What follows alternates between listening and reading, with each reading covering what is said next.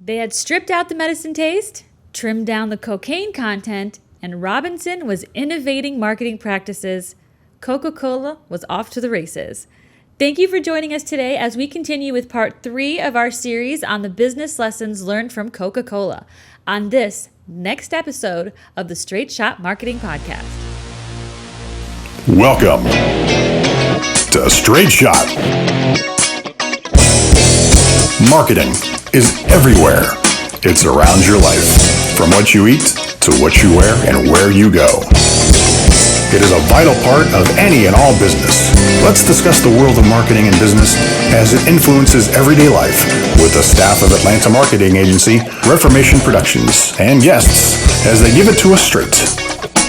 Get ready. Take aim. Steady.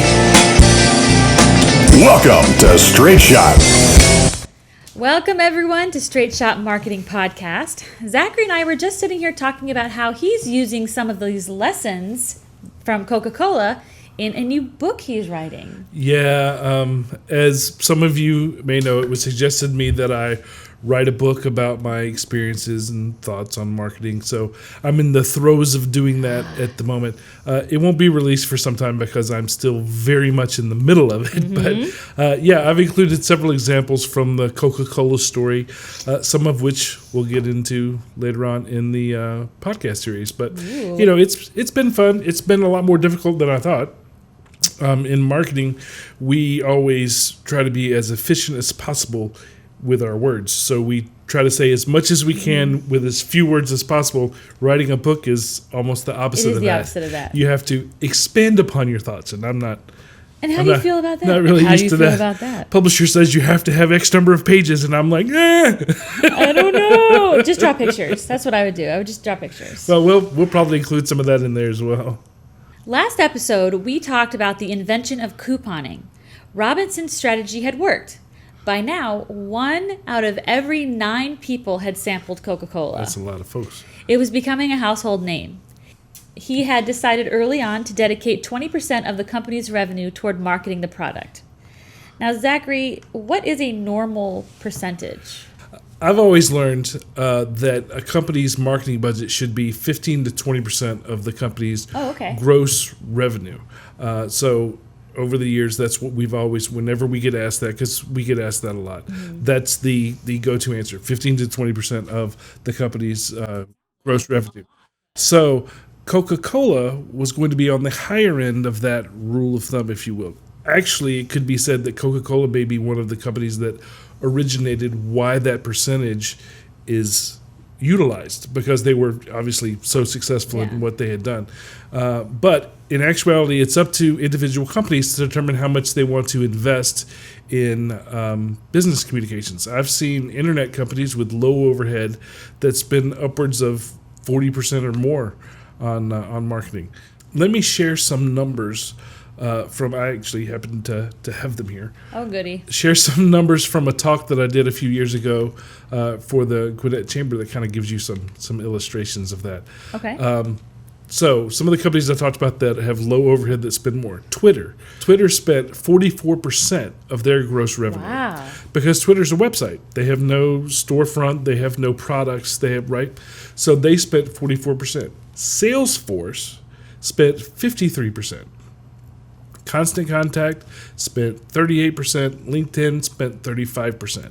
So those are on the higher end because all of those are websites or digital in some way. So they have less overhead. So therefore they dedicate more towards the marketing function. Now other companies like Oracle spends 20%. Tempur-Pedic in Sealy, you've heard them, the mattress people? They spend 21%. Okay. Grand Canyon University, so now we're swapping over to the educational industry. Grand Canyon University, okay. They spend 11%. Who else? Let's see. Apple spent 7%. So really? Apple is actually under. Cheapskates. However, they're they're $12 billion. So 7% You know what I don't mean? know. They're cheapskates to me. Google spends 12%. Intel, the chip manufacturer, they spend 15%. Microsoft spends 18%. But with Apple, the fact that they have a product in every single person's hands doing the marketing for them. So these are just a few figures to actually tell you what people are spending. And there's different variables that go into it. There was also a survey that was done by Duke University. It's the surveys from 2014. Like I said, I put this talk together a few years ago, but they're still relative. B2B businesses that have a product spend 11%. B2B service businesses spend 10%. Okay. B2C product businesses spend 16.3%, and B2C service businesses spend 11%. So, like I said, it's different for every business. These are just guidelines. General practice, the typical marketing budget is going to be anywhere between 8 and 12% of your gross revenue. Okay. So, more aggressive on that side would be 13 to 20% of your business's gross revenue. Now, if you want to move faster, you invest at a higher percentage. These are usually companies that are newer, have less market don't share, have an established brand out there, or they have lower overhead. So if you're new to the market and you want to become successful faster, you spend more. Yeah. Now, if you aren't interested in growth as much, you're more centered around maintaining the marathon, not the sprint. If you aren't interested as much in growth, but are more centered on maintaining, usually this is what you do if you have higher gross revenue, like Apple. You can spend a lesser percentage, but it's all percentage based on on what you should spend towards communicating your business. Now, relative to Coke's story, they proudly note that in 1901, their marketing budget hit the $100,000 mark for the first time. Now, using backwards math, right? If they spent 20%, that means their gross revenue was $500,000. Now, with inflation, obviously that's a lot different than $500,000 is today, which means that they had very sizable growth between 1886 and 1901. So that 15-year first span, all right? Now, 5 years after that, in 1906, Robinson, we remember who Robinson is, he signed on with Darcy Advertising as their marketing agency. They had started doing national marketing 2 years before, and national marketing is a different picture than just local. So he had a harder time kind of managing that himself, even though that was his job. There's a lot more to do when you're looking at the entire country. But 10 years after 1901, when they had the $100,000, their marketing budget was $1 million. So their gross revenue had grown to $5 million, 10 times the amount of just 10 years earlier. So they had some massive growth. So obviously they weren't going to change what their marketing budget was because it was working. Yeah. And so you mentioned the B2B. You mentioned B2B, which is a good segue. Let's talk a little bit about Coca-Cola's B2B strategy. Okay. Now, he's mentioned a lot of stuff about B2B, B2C, things like that. B2B, for those that don't understand, means business to business. So if you are a business and your product or service is targeted toward other businesses, then you are a B2B. That is what your customers are, businesses, like ours as an agency. We don't offer services for your average individual on the street. Businesses hire us to develop brands, build strategies, and implement those strategies. We are a B2B. Yes. Now, Coca-Cola is a product for individuals. Which is a B2C. But they sell through other businesses. So in their case, they are both B2B and B2C. Consumers. Right. So that's something a little different about them. Right. And then starting in 1896, Coke developed a reward strategy for their B2B customers. They would provide gifts for pharmacies and soda fountains that reached a certain purchasing threshold. Yes. If you bought at least 100 gallons of syrup, you received a porcelain syrup urn to use in your business. But if you bought more than 125 gallons, you received Coca-Cola apothecary scales. These are things that we don't even use anymore. Our pharmacies don't look like that at all. No, and it's also important for everybody listening at home to realize that at this time they were just selling the syrup. They weren't right. So they were trying to find ways to brand that, that product. So they have the apothecary stuff and stuff to serve the syrup in. Well, because the soda fountains were part of the process. Pharmacies at the time, and that's not. I remember growing up. The Woolworths. I remember growing up. We had a place in. For those of you that know me from a long time ago, Back we when had a place. Dinosaurs still roaming We had here. a place called Lee King. Okay. And leaking. Lee King. Oh, it's a guy's name. Lee King. It sounds like leaking, but okay. And they had soda. They still had the soda jerk. They still had the soda jerk. I think is the person. Well, yeah, that does it. But they still had a soda fountain in Did your soda fountain not come with a jerk? I expect all of my soda fountains to come with jerks. I see. I'm a highly demanding person that way. If I walk into a Woolworths, I want to see a jerk. We didn't have Woolworths down here. Oh, well, sorry. Chi-town homies. These types of reward programs, however, are still very common.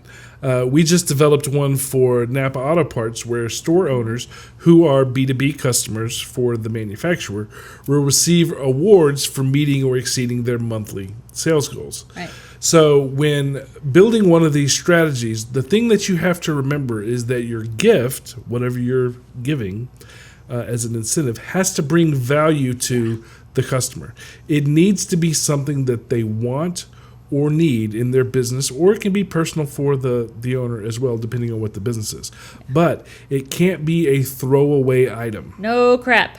It won't work well as an incentive if it's a throwaway item. Mm-hmm. Now, you can brand items like Coca-Cola did, and then it's a win-win because it reminds the customer of who they are, and it also speaks to the end user because these were products that were used in the soda fountain business, and the end user could see it as well. So it was really, I mean, they received something that they needed and wanted and was nice, that was probably expensive at the time, but it also had Coca-Cola's name on it, so it was helping them win all the way around. My goodness, that's a lovely porcelain urn you have. Is that Coca-Cola branded? My goodness, that is an amazing apothecary scale. Is that Coca-Cola? Well, we have pictures of it, which we'll show, and you can see they're actually very nice pieces for the Victorian era. They're all about the urns. And it's what you held the syrup in that they poured it out of when they were making it. Yeah. Because we didn't have like you do now when you go up to the what do they call that big drink machine where you get to choose what you want? And freestyle machine. Freestyle machine. It wasn't like that back then. Coca-Cola freestyle. So. We'll get to that in another chapter. Okay, so that's one of the B2B strategies that Coca-Cola used. But they also stumbled into another B2B opportunity. Bass-ackwards, if you will. Yes. In 1899, Benjamin Thomas and Joseph Whitehead, lawyers from Tennessee, came to Candler, the new owner of Coke, now if you remember, yes, to try to convince him to start bottling Coca-Cola as a beverage for the end user, not just providing the syrup to soda fountains, then they make the beverage for the end user, but to actually do the bottling and everything themselves. Yeah, this would be direct. Like your bottle. Right. Because before they were just selling the syrup and saying, hey, you guys make this into soda and or whatever you want to use it for. And then so these lawyers came through and they're like, hey, we got an idea. Why don't you just go ahead and make it as a soda and sell it that way? Well, this was a new concept, and Candler was very skeptical because it wasn't very practical for him. So he sold the rights to bottle the drink to Thomas and Whitehead for $1. And they created the soft drink bottling system in Chattanooga, Tennessee. Now, for Candler, these bottlers were simply going to be another distribution point for his business, for his syrup. So he saw it as a win. Yes, we have somebody else that's going to buy it. It's probably never going to take off, though. But it took off like gangbusters. You don't say. Weird. Because of the bottling system, which he did not value as much as he should have, global expansion started. So global expansion started through the bottling. They were able to send the bottles everywhere. And by using more innovative methods to distribute the product, the brand grew and grew. You can market and grew. This. Now, let's show some pictures and we'll talk about Pictures. The one of the ways that they distributed it was horse and carriage. Right. That sounds super efficient. This was pretty early on. If you remember when the Model T was invented, it was not, right around this time period. So not everybody had cars. And so horse and carriage were still being used. You can see in these where they're delivering from the bottling company. They're delivering. It relieves fatigue. Maybe it's all that cocaine. They're delivering product to the different stores and whatnot. You can kind of see what all these look like. They grew up to become the Budweiser horses, I think. I'm just kidding. I don't know. Horses were actually used quite a bit. I don't know if they used Clydesdales with. I saw hairy feet. I don't know. I blacked out and saw hairy feet. And then also we obviously moved from there to trucks and cars and automobiles. Mm-hmm. So you can see this. This one is actually in Scotland. Scotland. Yep. There's a few more. Obviously, they look like the old cars. But these were used basically to take from the bottling company to the store, right, where people would buy them. Mm-hmm. Here's some different styles that you've seen over the years. See the phone numbers on that one? 389. Wow. Or the new one, 1218. Coca-Cola. Yep. This one is actually in New Zealand. All right, so, and then you were going down to the store by our office, and you actually saw a new Coca-Cola truck. I did. I saw this truck here, parked on the side of the building, and it was just stunning, actually. Not only because we're doing... Brand new. Yes. Not only because we're doing the Coca-Cola series here, maybe that's what made it stand out to me too, but just this brazen, beautiful cardinal red color, flawless van, truck thing, and then with very simple, like there's nothing on it except for the brand name Coca-Cola. That was it, and that's all it needed. That's all it needed. It didn't need a tagline. It didn't need any graphics or anything. Still delivering bottles to absolutely. the we have store. A convenience store down here around the corner, and I'm pretty sure that's where they were headed. I think, or I have no idea. Maybe they're just following us now at some point. I have no idea. So they also used boats for different places, different countries. This is Italy. So you see boats that are branded Coca-Cola. Bicycles. You see this? Trike. That's actually a little kid. Actually, yeah, that's four-wheel. Yep. No, that's trike. Look at that guy. You know what sound that makes when all those bottles are empty? Now, clink, clink, clink, clink. he's out. Those look like empty bottles. He's taking recycling. It to recycling. Hey, that's cool. Have a Coke. Have a Coke and a smile. So, yeah, you notice the red on everything. Here's another guy. Mm-hmm. And then also dog sleds. Well, of course. Now, I couldn't find any pictures of dog sleds delivering Coca-Cola, but this ad has a tendency to say that happened. And then here's a motorcycle. That would not be legal over here in the States.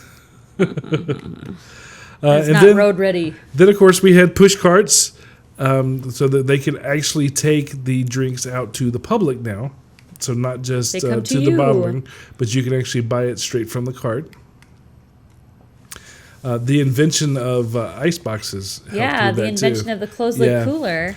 Now, some of these methods, as you could tell, have carried out throughout the years, even today. Mm-hmm. Now, I want to give a throwback to our signage episode that we did, where we talked about car reps. So if you notice, the brand is all over these delivery methods. So again, taking advantage of every single opportunity to get your brand out there. Mm-hmm. And let's talk about that, the brand, the look and feel of Coca-Cola. Okay, well, Coca-Cola Red, which everybody knows, started back with the delivery of syrup to pharmacies and soda fountains. And isn't it true, though, that red is also copyrighted?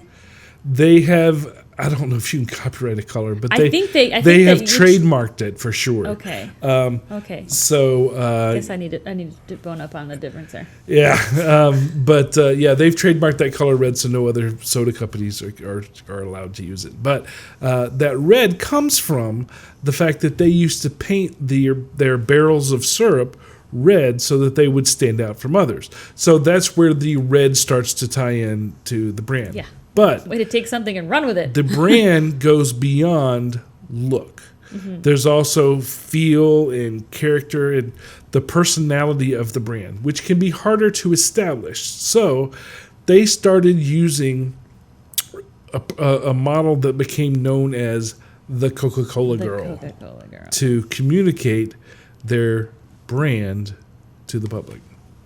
Yes, and her name was Hilda Clark. She was an American model, actress, singer, and she represented Coke from 1895 until 1903. That's quite a long time. Yes, and they used her everywhere.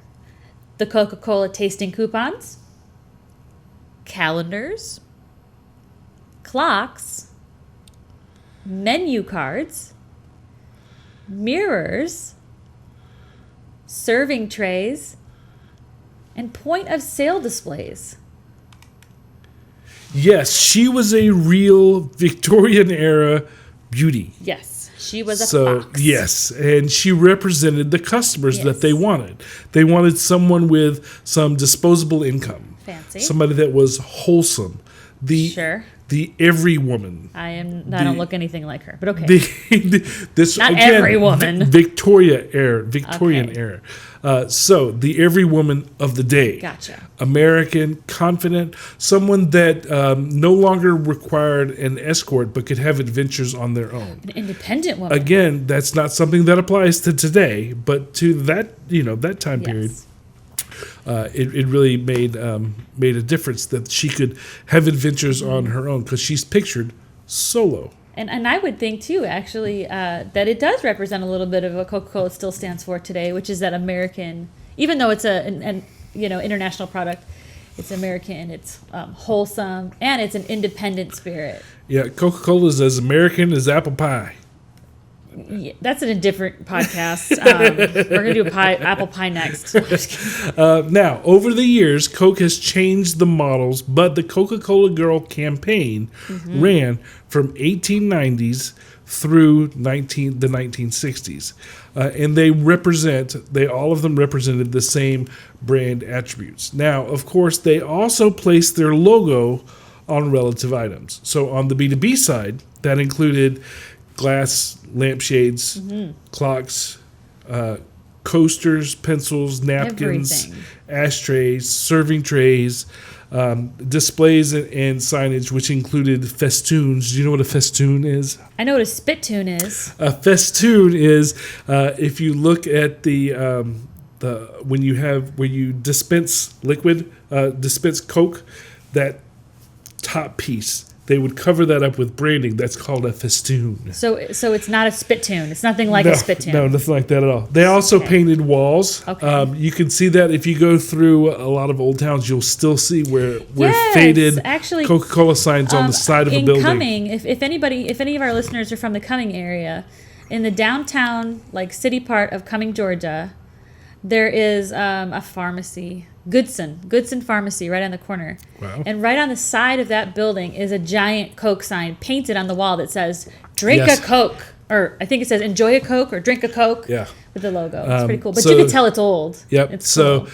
So they've been doing that for a while. They also had lots of different point of sale displays, menus, and all of the items that we talked about earlier that Hilda Clark was on. So they invested a lot into the B2B side of things. Marketing. Now, they also developed Coca-Cola Bottler Magazine, which was for the bottlers, and that started in 1909. So like an industry trade yes, magazine. for their, just for their product.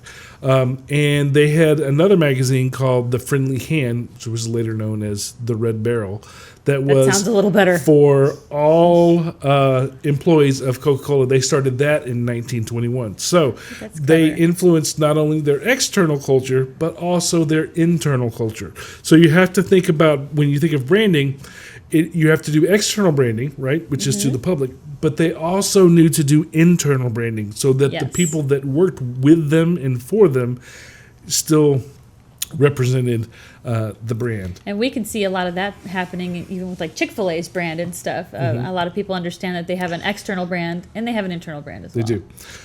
Now, on the B2B side, there are lots of things that they branded that represented everyday enjoyment to make you think Coca-Cola when you thought about enjoyment. Fun. So these things included Atlas, because at the time atlases were a big deal. They didn't have, Google Maps. Lame. Change purse, pocket mirrors, cufflinks, keychains, pocket knives. When I think Coke, I think of a pocket knife. Well, they were actually, it's how you open up a bottle, I would think. well, they used bottle openers. They did have bottle openers as well. They also had wallets. Map covers, piggy banks. You have to think about the time period that this was. These were items that were used. They didn't have cell phones. They didn't have an Xbox. They didn't have like the digital era to do everything. So they also had a campaign where you could send postage stamps to receive sheet music back. So you would send the cost of postage, and they would send you back sheet music by Coca-Cola. Songs like My Coca-Cola Bride and We Found That He'd Been Drinking Coca-Cola. Now, I wanted to find what these songs sounded like. Tell me you found a clip. I could not. Are you serious? I could not find it anywhere. If I don't hear it, it didn't happen. If somebody has a clip of these songs, please leave it in the comments below. My Coca-Cola Bride, and We Found That He'd Been Drinking Coca-Cola. You know what this reminds me of? Waffle House.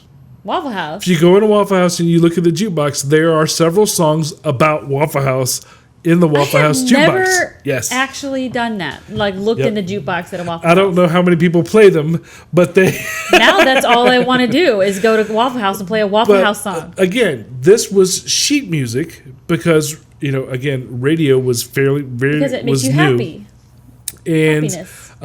And people would play music, and they get the sheet music about us. You'd play the music. It was modern media at the time. And we found out he'd been eating waffles. Yeah. So, two major points here. Yes, they put their logo on lots of different promo items. Again, if it stood still long enough. Keep in mind that mass media didn't really exist yet. So they did do some newspaper advertising. Of course, they had the town crier, but mass media on the scale that it is today didn't exist. So they relied a lot on these promo items. But the thing to remember is they put it on things with purpose, trying to make Coke synonymous with everyday enjoyment. It was very strategic and not haphazard. They didn't just throw their logo on anything. Even though, kind of sounds like because they had so many things, they did put it on a lot. But it was not of their brand. Yeah, it was not haphazard. It was all done very, very much on purpose. And it's also something you can see to this day is the idea of collectibles and trinkets and stuff with Coca-Cola. I don't know if any of our listeners have ever been to the world of Coca-Cola here in Atlanta, home of Coke, but it's just filled with keychains and stuffed animals. A lot of this stuff is up for auction. You can go to. People collect that. Absolutely. People that collect Coca-Cola products from over the years and even newer ones. I mean, they take it very seriously. So I think even at that time, in their efforts to brand themselves, they were setting up this dynasty of collectibles. So let's do this. Anybody that is a listener that has any Coca-Cola memorabilia to speak of, right? Let us know. We'll let you come in for the next podcast show, and we'll show it off. We'll show it to everybody. If you head to toe Coca-Cola outfit. If you have things that are, you just they have like a Coca-Cola room and they can't bring it. Yeah, or if you just went and bought it, that doesn't count either. These are promo items that I want to see. Actually, not because now they have a market where they make things that look old, but they're not. Yes. Not what I'm talking about. I want to see the actual older promo. If you have any, let us know. If you're not local to the Atlanta area, send us pictures, send us video. We'll include it just for fun. And Why now not? I have another request too along this lines. I think in the next podcast we're going to be talking a little bit more about competition for Coca-Cola. But I will say this as a teaser: there was a soda out there called Africola, and it's Afrikola, Africola, and I have not been able to find a picture of an Africola, like a legit bottle, not a rendering, not a Right. drawing, but like if you have an Africola bottle, take a picture of it and send it to me. I will love you forever because I have yet to see that it exists. Personal challenge. Okay, so let's take a little break. Let's hear from our sponsor for this episode, and when we come back, we'll discuss Coca-Cola and their impact on Christmas with seasonal marketing. I hear they have quite a tie-in with Mr. Claus. In just a moment. Straight Shot is brought to you by Reformation Productions, a full-service marketing agency in Atlanta, Georgia, helping companies promote and communicate their business in the most efficient and effective ways possible through straight line marketing. Find out more by visiting reformationpro.com or call 678-825-8086. Reformation Productions. Think in straight lines. Okay, hello everyone. Welcome back to the show. I'd also like to take a quick moment to remind everyone of our Patreon page. The agency does sponsor Straight Shot, but putting out quality content for you can be quite an endeavor. So if you get value out of our show, please consider supporting us on patreon.com/Straight Shot. There, you can receive early releases of our episodes, t-shirts, very cool ones, Q&A with Zachary and myself, and more. But above all, you'll help us continue putting on this show. So thank you to those that do support us, and if you haven't already, please consider it. Now, back to seasonal advertising. Zachary, Yes. is it true that Coca-Cola invented Santa Claus? Well, yes and no. Really? Let me explain. I was kidding, but really? It all began in 1923. Once upon a time in 1923. Coca-Cola wanted to use Santa Claus in their promotion. Now, they wanted to use Santa Claus in their promotions because people enjoyed it. Again, look back at what we said earlier about wanting to be part of enjoyment, So, everyday Santa life Claus was enjoyment. around. So, I mean, Santa people knew who he Claus was. did already Okay. exist. Just not the way he... So they began using him in seasonal advertising. However, their 1923 effort, when they first started, isn't the one that made the impact. The impact was made by what they used in 1931. 1931, okay. So, in 1931, Archie Lee, which was Coca-Cola's account executive at Darcy Advertising Agency, directed the creatives to make a different kind of Santa Claus than the world had seen at the time, specifically for Coca-Cola to use. Now, he wanted somebody that was wholesome, realistic, and symbolic all at the same time. The most famous one, Okay. this that was done in 1931, was by Hayden Sundblom. Okay. It was made for the Thirst Knows No Season campaign. Let's take a look at it. Yeah. So, here is Hello, jolly fat man. Santa Claus. He was inspired by Clement Clarke Moore's 1822 poem "A Visit from St. Nicholas," commonly known as "'Twas the Night Before Christmas." Now, it led to a warm, friendly, pleasantly plump, and human Santa. Not creepy at all. Now, it was so popular that the artist was used, Mr. Sundblom, until 1961. Yeah. So that is a very long tie-in with an illustrator. Now, you may not have realized this, but a lot of the old Coca-Cola ads were illustrations. One, because we didn't have digital photography. Yeah. The other, this is considered the age of illustration. So a lot of old advertisements were done in illustration. So they had this relationship with this illustrator until 1961. Now, this is the representation of Santa that we have grown to love and remember in our minds. He looks like Norman Rockwell's paint, like Norman Rockwell style. Norman Rockwell did one as well later. Now, prior to 1931, because I told you Santa Claus I was wondering he did exist. I don't remember life before Santa. Prior to 1931, Santa was depicted as anything from a tall, gaunt-looking man to a spooky elf. Ew. So, again... Creepier than regular mall Santas? We're talking about making a Santa that looked human. That's because the other ones looked like elves, right? So he often donned a bishop's robe or a Norse huntsman animal skin. In fact, I'll show you what...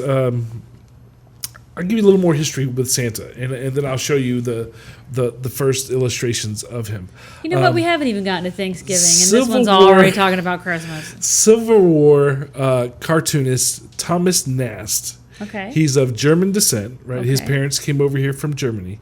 He's considered to be the inventor of the American Santa Claus. So really? Out of European traditions, because that's where Santa Claus comes from, he drew him into an illustration for Harper's Weekly in 1862.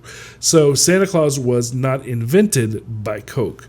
It was invented. It wasn't even invented. He was reinvented. It wasn't even invented by this Thomas Nast guy. It was part of his childhood when he came to America. He showed it. So if you look at this illustration here, okay, this was done for Harper Weekly, and it was during the Civil War, and you can see the idea behind this is it's really Christmas Eve, and the woman and the children are at home where they're praying, and then the soldier is also praying. But if you look, so the idea is that they're together for Christmas Eve, even if they're not. Yeah. But if you look in the corner, there is Santa Claus in the corner of the illustration, like a creeper. Well, yet he was putting his own European traditions. Okay, so he's climbing into a chimney, I think, right? He's up on the rooftop. You can even see the reindeer that are up there. Okay. So this is kind of like an Easter egg that he put into this illustration. Now, again, he did it in 1863, and in that one, Santa was a small elf-like figure that was supporting the Union Army. Now you can see he looks more like a wizard there. It looks like stars on his jacket, but he's giving out presents Gandalf, and so forth. Jolly. So Nast continued to draw Santa for 30 years, changing his coat from tan to blue. A little bit of now he looks like the Travelocity. And then and then eventually, this is him sitting riding on a goat again. Yeah, because that's what you do. And then eventually, red. So the red associated with Santa Claus actually came, from him as well. Now, let's look at a few ads of the Christmas season advertising for Coca-Cola. So this is the first one. This is the first one that the Sandbloom created. And really then beautiful. Let's look through. You can see it's a completely different field than those other ones that we looked at. So his cheeks are jolly, right? He's not tanked or anything. This is the first painting. Now, this was done around the time of the Depression. So this original painting no longer exists because when he did the third painting, right, 2 years later, it's actually a touch-up of the original. He literally painted over the top of the old painting so that he didn't have to buy new canvas. Wow. So the original painting no longer around. So, but if you look, kind of toggle between these two, you can see it's the exact same painting. He's just added to it. With hat, without hat. Yes, with whip, without whip. Oh, he should have kept the whip. Be good, little boys and girls. here's a few more so that you can just kind of see how he's been developed over the years. I guess we can understand him where he gets his jolly figure from. Yeah, he's jolly, he's happy, he's human, he's loving. She just wants the Coke, and he's like, you can't have the Coke, it's my Coke. He's loving, he's jolly. And before, remember, he was kind of scary looking. Before he was like an elf. Now, this one includes Sprite Boy. Sprite Boy. Now, so the little elf that you see with the white hair at the bottom, this is Sprite Boy. Now, we'll talk more about him in the Cola Wars episode that we'll do. That is so unsettling. More about Sprite Boy. Look at this face. That is not okay. Yep, well, he's an elf. So Coke didn't invent Santa Claus. Just his look, as we now remember, we grew up with and we love, and we, that's what they did. So to answer your question, it ties in so nicely with the red. you know, that rich red color and everything. Yep. And now we have mall Santas. We do. We have just taken wonderful things and destroyed them, haven't we?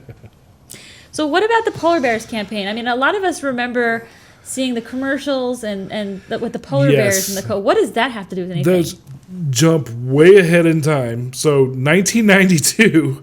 That's where I live, okay? I live in the now. An agency strategist named Ken Stewart tied in polar bears. I'm guessing ice? With Coke's brand attributes. So cold and refreshing, mythical and magical. These were how he tied in the polar bears. Now, everybody wants to hug a polar bear until you realize they're going to literally rip you apart. They're bears. They're mean. But with the 1993, came out in 1993, the animated ad called Northern Lights debuted.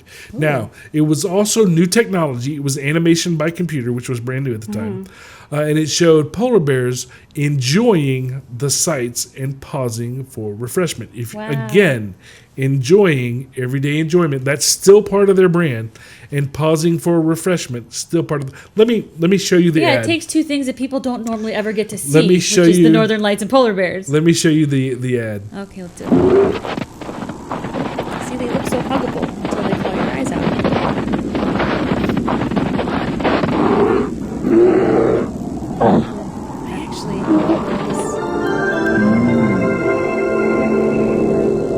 So they're enjoying the sights, and then if you notice, then everybody gets out their Coke, and they're refreshing themselves. No words, no copy, simply enjoying the sights, enjoyment part of the brand, and then pausing for a refreshment with Coca-Cola. Yeah, because we don't get to see the Northern Lights. Simple. We don't get to see polar bears. We have no idea what they do up there. All we can assume is that they're enjoying Coca-Cola. Well, that's the mythical and magical part of it. Because we can't prove it wrong. We'll get more into the myth and the magic of Coca-Cola in the next episode. That's where I'm going to be most excited. I like the magical stuff. Now, let's look at a few more from the polar bear campaigns, right? Okay. So you can kind of see how that has continued.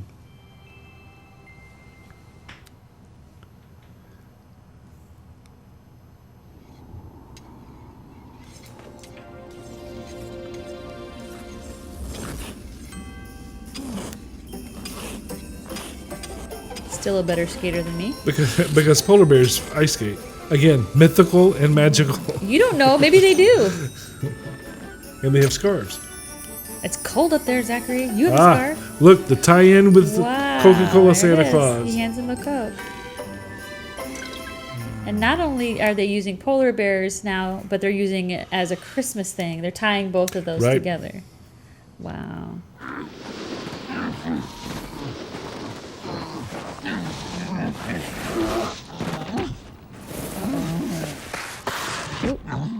Oh, it's a baby. Oh, heaven.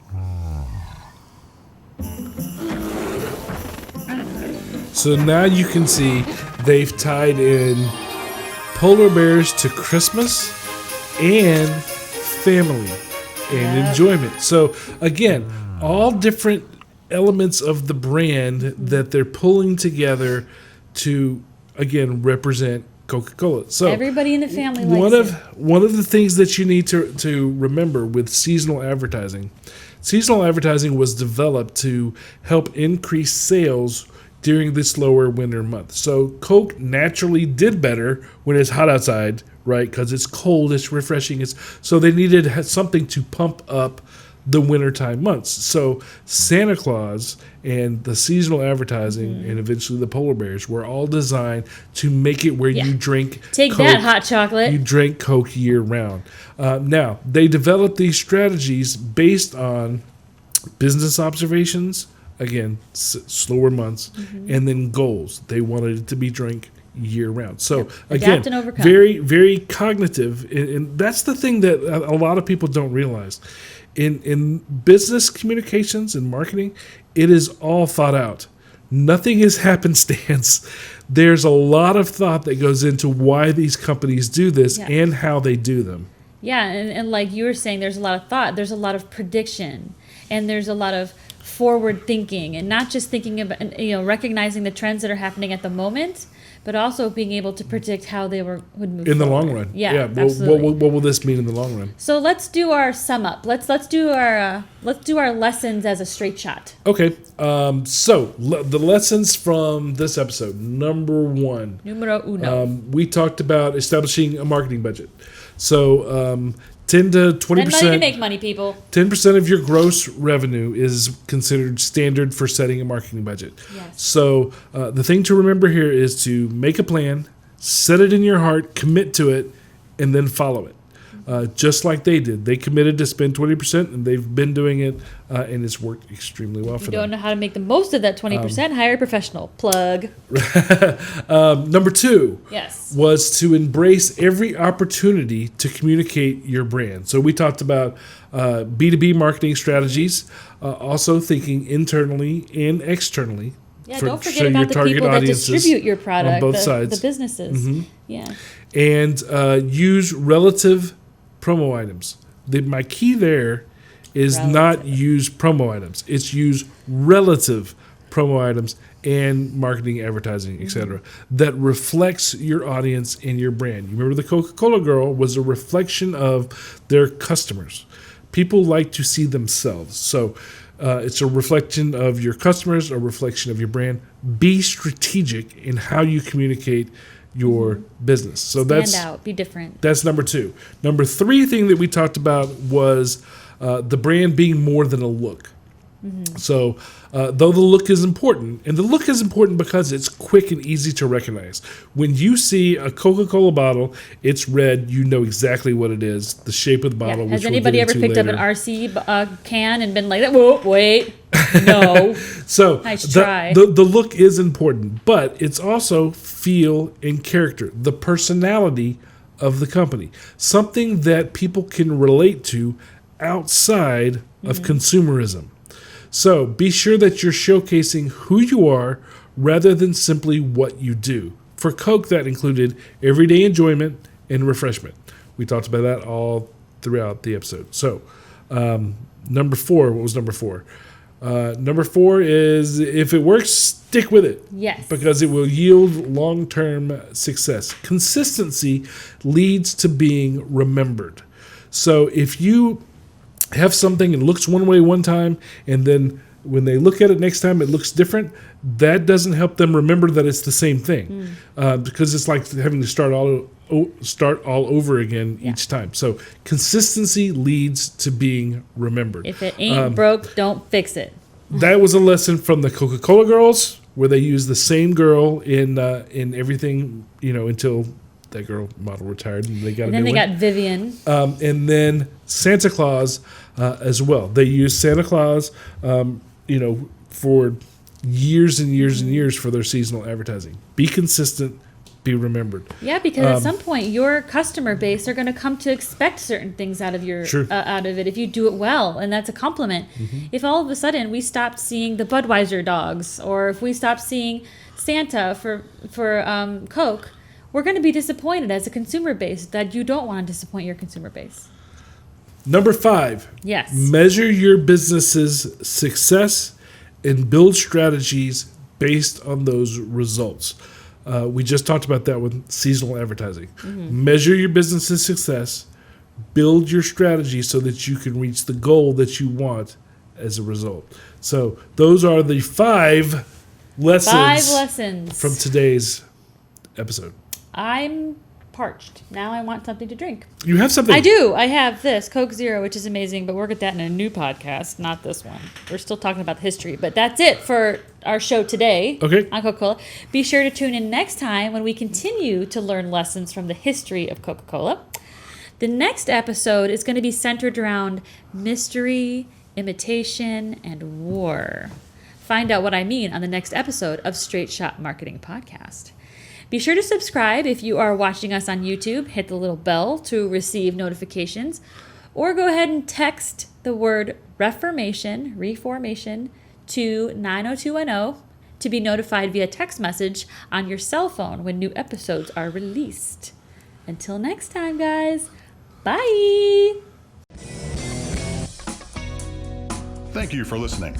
If you found this podcast informative, we hope you'll pass along our web address, straightshot.net to your friends, colleagues, and business associates, and please leave us a positive review on iTunes or on our Facebook page at facebook.com/straightshot. If you would like to have your question featured on the show or would like to be a guest, call 678-825-8086, extension 300. Or you can email us at info@straightshot.net. Be sure to download the Straight Shot podcast app on your smartphone to hear previous and new shows. You can also find us on Spotify, iTunes, or directly at straightshot.net. This has been Straight Shot.